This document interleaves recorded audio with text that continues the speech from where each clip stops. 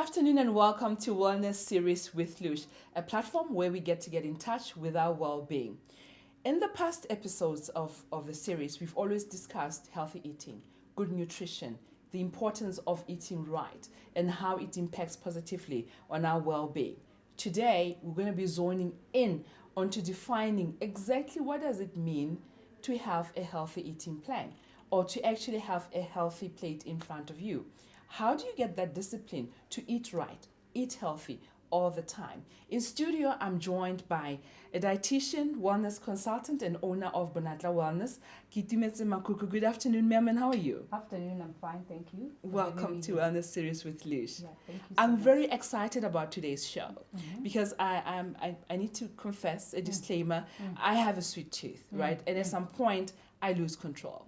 So this show is very, very important, not just for me, also for viewers out there. So I really can't wait to get empowered on how to deal with that. Okay. Let's start from the beginning. Let's lay a foundation. When we say healthy eating, what does it mean? Okay, healthy eating, according to our guidelines as dietitians, is that you eat a variety of foods in moderation. So the key words here, there are the variety and the moderation. So what do you mean by variety? All foods that are coming from the different food groups. Yeah.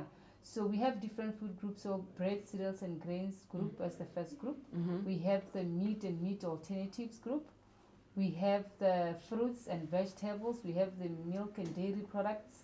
We have the fats and oils. So if you take in all foods from all the different food groups that I just mentioned, then you are healthy eating. Okay. However, as I said, the other key word is moderation.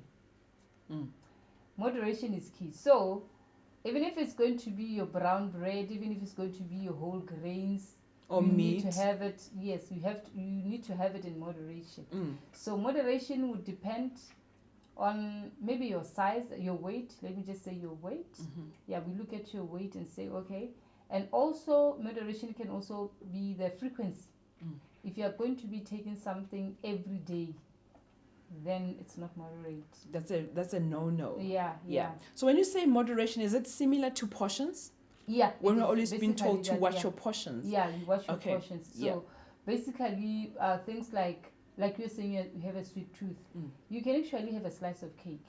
Just a small slice of cake. Just not every day. Not every day. Or 4 times a day. So your moderation would be having a slice of cake, a small slice of cake, and not every day. Yeah.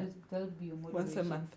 Yeah, something like that. I like that. Okay, I wish we had a plate here, to just draw a picture.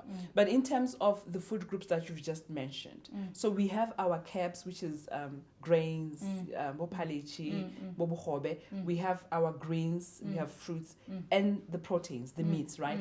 How should it look like? Which one should have more portion than the other? The fruits and vegetables should have more portions. Why? Because our fruits and vegetables contain a little bit lower calories than your other food groups. Yes, so you want more of those, the fruits and the veggies, because of the low calorie content, and also because they contain a lot of vitamins and minerals. Trace elements. Yes, that the body needs. Yeah. And then from there you have your little bit of your starchy, your mabele, your porridge, your rice, your pasta. Those, yeah, just a little bit of those. Okay. Yeah. And then you have a little bit also of your meat and meat alternatives, your beans alternatives, meaning that there are those people who prefer to go vegetarian because of religion or just personal preference. Lifestyle, yeah. So you don't take a lot of meat or chicken or whatever that you are having. Just a little bit. Yes. Yeah. And then you also need your milk and dairy products, which is just a small portion as well. Yeah. And lastly, your fats and oils. And also the foods that are rich in sugary foods and drinks also. Just a little bit in once. It's fine. And then water. How important is water in that whole picture? Water is very, very important. You need to drink at least 2 liters plus of water every day. Okay. Yeah. So, traditionally in our societies, we're used to a mountain high of carbs, your porridge, your bohobe, your rice. And another mini mountain high of your proteins. So you have your high beef stew, your high. That's almost a normal picture in most homes Yes, I know. and ceremonies and all that. What can that cause? So you have this one person who's always eating a mountain high of carbs, a mountain high of proteins, no veggies, no fruits, sometimes no water. What negative implications can that have in one's health or well-being? As I mentioned, your starchy foods and and your rice, they have high carbohydrates and also high calories. So when you're going to be taking more of those, that means you're increasing your calorie intake, and then hence weight gain. Yeah. So weight gain. Also for the meats, if it's going to be just an increased portion of meat with a lot of fat, that's going to increase your weight as well and puts you at risk of diabetes, developing diabetes, high blood pressure, and high cholesterol. Yeah. Which we don't want. Is it okay to say healthy eating goes hand in hand with physical activity or physical fitness? Do they meet somewhere, or they can live independently? They need to work together. That's why it's 80% nutrition and 20% physical activity. Okay. Yeah, you need to do that so that you can sort of quicken your weight loss if you are losing weight. Yeah. Or just be healthier. Yeah, or just be healthier. Yeah. Okay. All right. You've laid a very good foundation. Now we have an idea of what a healthy plate looks like, the different food groups. I know that in your practice, you actually took a step further to look into empowering the younger ones so that they grow up knowing, the do's and the don'ts in terms of what to eat. Yeah. You've come up with a very great initiative of nutrition coloring book. Not only do we have the different foods in there, but you supplement it with a tip at the end. Now, I want us to zone it down. Why is this important? I know that worldwide there are issues of childhood obesity, but what inspired this? I'm very passionate with working with kids. One, it's very easy to talk to a kid and sort of educate them, and then they do that. Yeah. Do exactly what you've told them to do. Yeah. Unlike adults, you tell someone it's a process. Yeah. Okay. Yeah. With adults, it's discipline, it's issues of whatever, peer pressure, whatever and stuff. But I know with kids there's still the same issue of peer pressure, especially when you've just educated a child at my practice, and then they have to go to school and then see other kids having those junk crisps. food. Yeah, it can be challenging. But one thing I've realized with kids is that when you teach them good nutrition, they want to practice it even at home. So much that they would even say, "Mommy, I was told that this is bad, so why are you eating it?" Yes. So I think when you do educate kids on nutrition, it will go into the parents eventually. Because, and that's I love that. Yeah, so yeah. You not only are you changing one person, but it's trickling down to everybody in the family. How concerning is childhood obesity in our country? It's actually concerning because we, especially from even in private schools, especially private schools and public schools, you get there. But it's a concern. You see kids, a 9-year-old weighing at least 70 kgs. That's a lot. 80s, that's a lot. And coming from a family where there's diabetes, there's cancer, there's high blood pressure. So already we are predisposing them to that. Yeah. So with this book, I was trying to sort of, but it's for 3 to 6 year olds. So I was just trying to show them that when they eat a banana, they should know that what does a banana do in the body, and a tomato, so that they start eating veggies. Mostly it's vegetables here. So we really want to start with veggies. Yeah, the biggest portion of the plate. Yes, because they don't really like veggies. Just a few kids would appreciate veggies, but not all of them. Okay. Yeah. Let's go back to the implications. You've mentioned that we've seen 9-year-olds, young children with very high BMIs or weight, right? And you've also mentioned that it predisposes them to medical conditions like diabetes, cancers, and all that. As parents, how can parents play a role in that? you've done your part as an expert to empower children. But what can we do as mom and dads in our families to really, really instill this from a young age, and also in a way to empower ourselves as well? Okay. The first thing is you as parents, you need to sort of live a healthy life. I mean, healthy living meaning that you're going to have fruits and vegetables in your house. No longer going to be buying cakes and ice creams and chocolates in the house.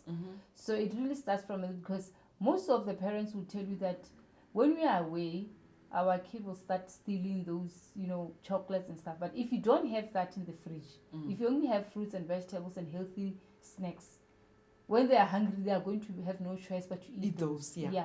So what you buy is very important, what you eat as parents as well, because like I said, if you're going to be taking in a chocolate or eating cakes all the time in the house and expect your kids to eat veggies, that's something else. You need to eat veggies with the kids. You need to always dine together. You need to do physical activities together, maybe take walks as a family, do things together so that they appreciate. Another thing is for kids to actually be involved or sort of be interested in eating your veggies. Just get them to prepare those. Get them to prepare them. When you're making a salad, just ask them to, making a fruit smoothie or vegetable smoothie, just ask them to put in their favorite fruits and then blend it. Make them a part of the whole thing. So that they can also see and feel excited and jump around and get to enjoy what they have prepared. And then methods of cooking, right? We have frying, baking. I know I've got a weakness of baking. Does it play a role in terms of the quality of the plate? Like if you have those and you fried all of them, is it okay? Does it play a role, or is it important to have variety of methods of cooking when you prepare meals for your family and indeed for the little ones? Methods of cooking actually not a problem, but they can be a problem. One, in the culinary world, you want to have a plate that has got steamed veggies, maybe sauteed veggies, the different, ways of cooking. I mean, in a plate, it looks nicer.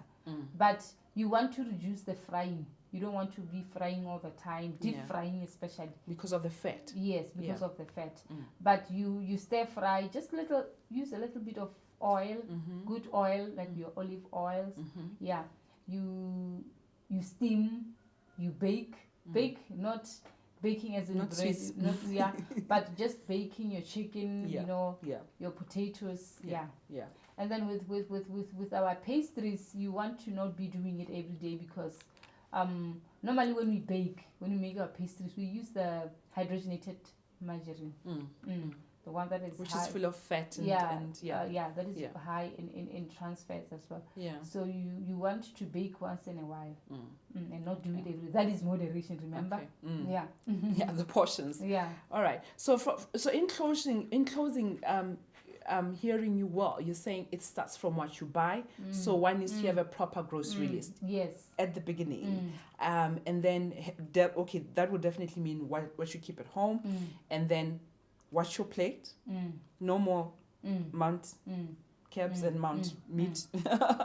More veggies and fruits. And also we need to watch how we eat. In closing, Keitumetse, what can you say to our viewers out there? We touched on good nutrition in general, and we also emphasized a lot on childhood obesity or childhood nutrition. In closing, what can you say to our viewers out there? All I can say is that let's start with our little ones, because those are the ones that, I mean, if you're coming from a family of, you're a mother, you're hypertensive, the father is diabetic, there's a history of cancer in the family, you need to really, really instill nutrition, healthy eating in the kids. You start there, because one thing about obesity is that kids get bullied.